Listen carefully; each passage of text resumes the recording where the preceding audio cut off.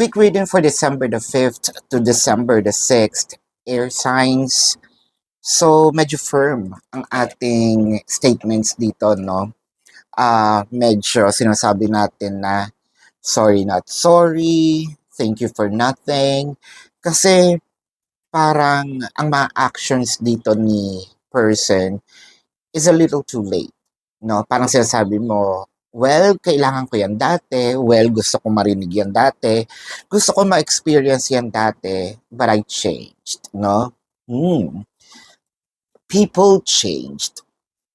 And people change. And it's a little too late for you to offer that kasi I evolved, no? Hindi na yan yung gusto ko ngayon. Hindi na ako na-excite, no? Kasi parang meron ditong feeling na kaya mo lang naman yung ginagawa kasi I became cold, no? Hindi na ako kasi gan ka-excited sa relationship na ito. It felt like pampalubag loob na lang yung ginagawa mo. Well, this is the emotion for this reading, no, December the 5th to December the 6th, air signs. Predicting future is my purpose.